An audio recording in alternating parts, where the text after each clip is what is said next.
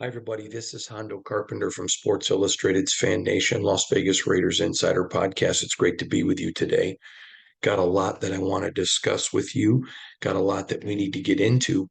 Obviously, I told you I thought the Raiders would hire a general manager yesterday, and they did. I told you I was not reporting it as fact, but that I thought it was going to be Champ Kelly. It was not. It was Tom Telesco, the former um, Los Angeles Chargers coach, who was fired from the Chargers after 11 seasons. Now, we've talked about Telesco a lot, and I spent a ton of time yesterday talking to people who know him, trying to learn him.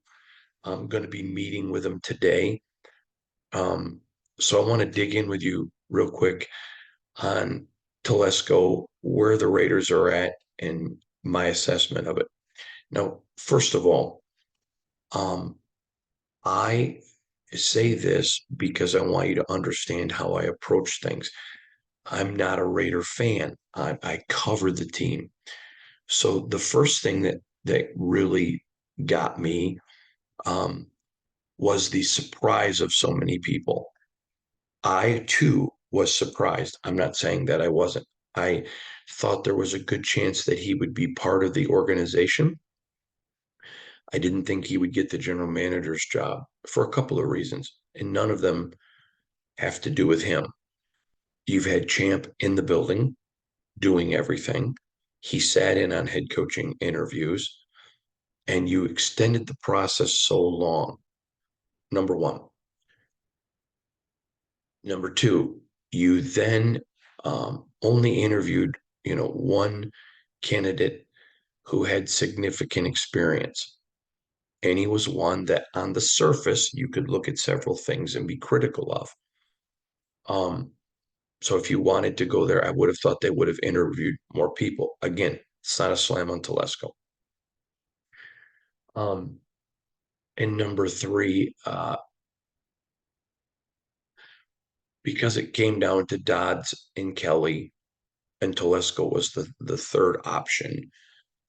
um, and I knew what so many people felt. I thought that Mark would go with that. Hiring your coach first certainly is an awkward situation. Um, and makes it a very unique situation. That said, none of that has to do with Telesco. Mark Davis made the decision. I have told you numerous times. He doesn't care what I think, doesn't care what you think, and he shouldn't. His team. So now we move on and they hire Telesco. So I had done some research on him and had told you previously, very good guy, Bill Polian disciple. Bill is considered by many, if there was a Mount Rushmore of general managers, he would be on it. So you like that background of him. So let's start first of all, um, looking at what he did. He starts with the Buffalo Bills, which is where he's from in 91. 95, he's with Carolina. Um, then he goes to the Colts. Then he goes to the Bolts, where he's been at the Bolts for 11 years. Went there in 2013. And he was there for 11 seasons with the Bolts. And then now he's the general manager of the Raiders after getting fired after the Raiders put up 63 points on him. The whole staff got wiped out. Now, um, he did some very good drafting in the early rounds of the draft. Um, the Chargers perennially struggled with depth, which was a big deal. Um, and when he left and was terminated from the organization, um, they had over $40 million over the cap. They were in cap space hell with the worst coach in the National Football League when he got fired. Those are all facts. Now, I told you several days ago that while he was not the main contract negotiator, he was the overseer.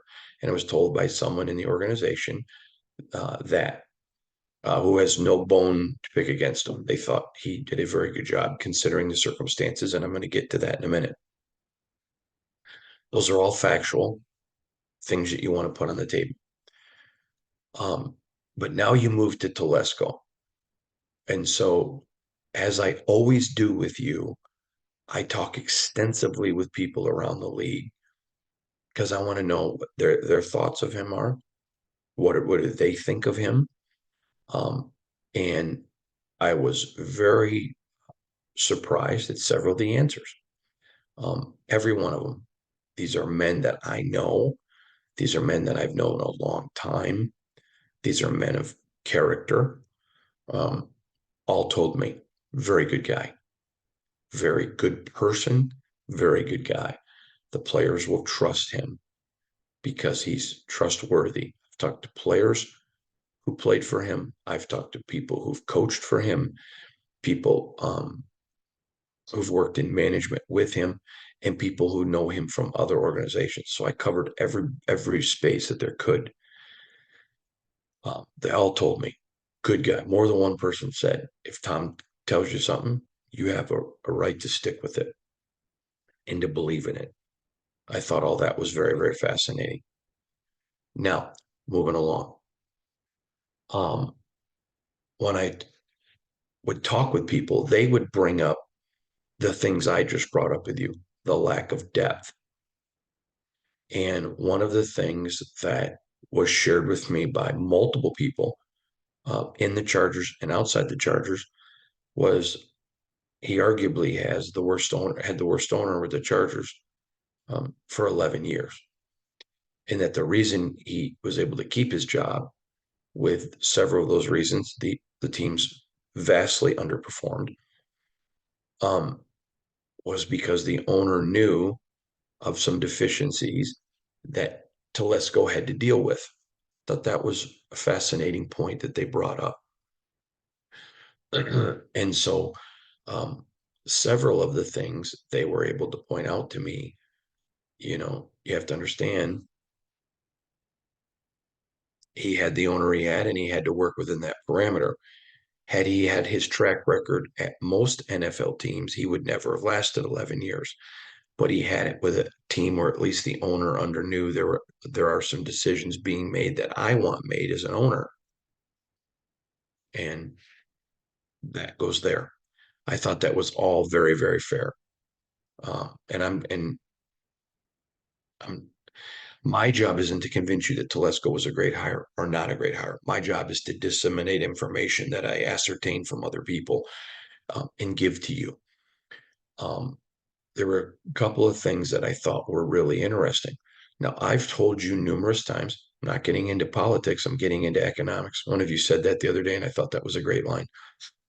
Um, I know for a fact players that the Chargers wanted that they did not want to go there and play because they didn't want to pay California taxes. And I've shared that to you multiple times, multiple times. And so that will now become a very big selling point. Number two, he's not going to be with a cash poor franchise anymore. And number three, um, allegedly, and we have reasons to believe it. So I'm only saying allegedly because we don't know right now. He has an owner that's going to let him um, do the things he needs to do and spend the money he needs to spend. So overall, that's where it sits with Telesco. Someone asked me on a radio show last night, would you call it an overwhelmingly great hire? No. Would you call it a bad hire? No. I think it's a interesting hire, um, but it's who's there now, and you move forward with it, and you go forward with it. And again, I think there are some decisions that were made here that are like his previous job, not on Telesco, to have listen, hiring AP was the right choice. Period. I stand behind it, and I believe that. But to drag this out, um, I don't think was beneficial to your franchise. And I think you could have waited and told AP, all right, you got the job, put together a staff, but I'm going to wait till we, have a general manager. Or this could have been handled quite a while ago. Telesco was unemployed. And you go interview the people that you want to interview in teams that are not playing, Dodds, and a few others, and to make sure every I is crossed. I mean, I is dotted, every T is crossed, and then you get your guy in here, and he's working on the draft. So, um, the handling of the process, I think Mark Davis did not handle it well, but it's his team, and he doesn't care what I think, nor should he. But what I would say to you is, I think it was a good pick, and now it's time to get to work. Um, I find it very fascinating um, reading emails and comments from fans. I from one guy that said his kid had a birthday party last night. He was so depressed he couldn't go. Other people that puts him in depression, and then other people ecstatic because they didn't want somebody with no experience. The exuberation to me was fascinating watching the whole thing that went down. Um, I would tell you that I don't think there was anybody um, with the Telesco hire inside the building that thought poorly of Tom as a person. I think there was some people, well, I don't say think, who were greatly disappointed that Champ didn't get it. Greatly disappointed. But this is a business. And the reality is the business goes on. Now, Champ remains under contract for one more year. And as Telesco has to make the decision, do I want to keep Champ? Champ's going to have some decisions about whether or not he wants to stay. And I have no idea what he'll do. I really sincerely don't. I would tell you, but I think part of what goes through a person's mind is, all right, they rejected me. They didn't want me. I shared this with you before. The Raiders bench Derek Carr. He goes out, starts looking for another team, and all of a sudden they find out Brady's not coming, and they have a never say never approach. Let's circle back and, first of all, see if Derek would even be remotely interested in staying, and then they would have to go convince Mark Davis of that, which most people, myself included, do not think that they could have convinced Mark Davis. But when they circled back to Derek, the answer was no. No, I know there's a market for me, and I think it's time to move on. There's that element of, and I'm not saying that Champ and Derek are married at the hip. They're just, that's a human element of, okay, you didn't want me. You had me sitting in on meetings, had me running the franchise. I'm signing futures contracts earlier in the weekend or late last weekend. You don't want me. Okay, that's human nature. I would not, I would not blame Kelly one bit if that's how he felt. And that is the reality. I think, and this is purely Hondo opinion, that when the dust settles, um, if Champ doesn't get a GM job, that you will see him remain here. That's what I believe. That's my speculation. Hope to find out more about that today. Telesco would be wise to keep him. Telesco was in the same um, division. He has a good idea on the Raider roster for sure. Not a handle on it by any stretch, but he's certainly farther along than like a Dave Ziegler was when he came in from New England. And I think it's going to be a new day. Now, someone said to me when Ziegler and McDaniels got here, it was the Patriot way. Do you think this is going to be the Charger way? No. And I want to explain my feelings behind that. The Chargers way is dictated by a man that many believe is the worst owner in the National Football League, um, in an organization that is perennially um, cheap. Okay, now the Raiders in their past have had to be very, very cheap. Money was a huge issue. That's not the case with this team anymore. Mark Davis has proven I'll spend any amount of money that it takes, but my expectations are I want a winner. So that's where that sits right now. I don't think there's going to be any type of a Charger way. I don't think there's any type of a Charger way to bring. This is the Raiders. You've got AP in there who is going to do the Raider way. So that is, I think AP is going to keep this franchise very grounded and very stable in the Raider way. They're going to have to come to some type of a understanding, and I plan to ask Telesco about this today. I mean, are you going to try to imprint what you want with Antonio Pierce, or are you going to imprint what you want based on what Antonio Pierce wants? I think that's very, very important. I think it's important that AP and Telesco have a very good working relationship. I talked yesterday, so if you didn't see the podcast, you can go back and check it tomorrow. Yesterday, I think it's very important that there be esprit de corps. I think the two men have to be able to disagree. The two men have to be able to talk. We have to find out what's the delineation.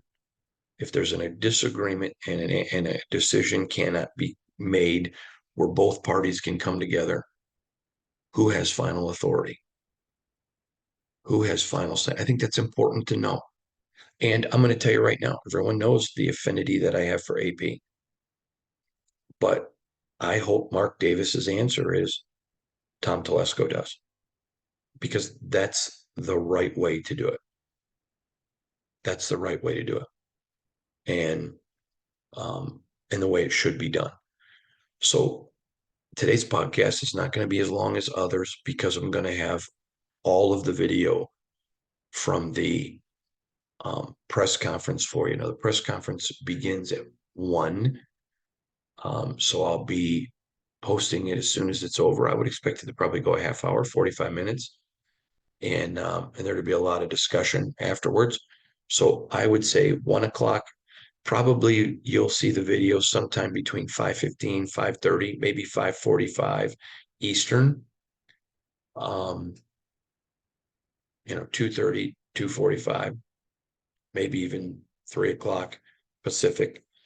And but I think today, if you're a Raider fan, um, I would think you would be disappointed that they went away from Champ unless you just wanted a guy with experience, which is a very fair opinion. But I don't think that you need to be dogging on Telesco either. I think this is your guy now. And regardless of who you wanted, if you wanted Dodds, I know there was a ton of people that wanted Dodds. This is your guy now. So you rally around your guy. It wasn't Telesco's fault that Champ Kelly didn't get the job. It wasn't Telesco's fault that Ed Dodds didn't get the job.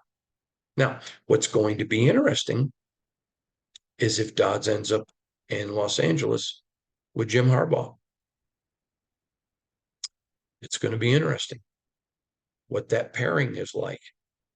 And make no mistake, Telesco is going to have a big impact on this team and where they go, as will AP.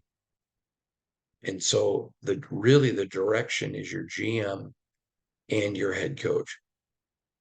It really is. And so now if the Harbaugh and Dodds end up in Los Angeles, you're going to get a full frontal view of them and what they do and what both franchises look like. It's going to be a lot of fun. And now you have an offseason of stability.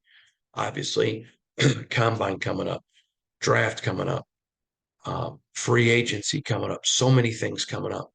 And now you get a front row seat to that, to watch how it all evolves, to watch how it all happens.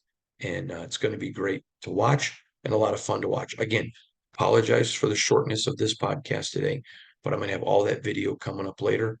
And I appreciate all of you. So from all of us here at Sports Illustrated's Fan Nation Las Vegas Raiders Insider Podcast, thanks for joining us. Please remember, follow me on IG at Hondo SR.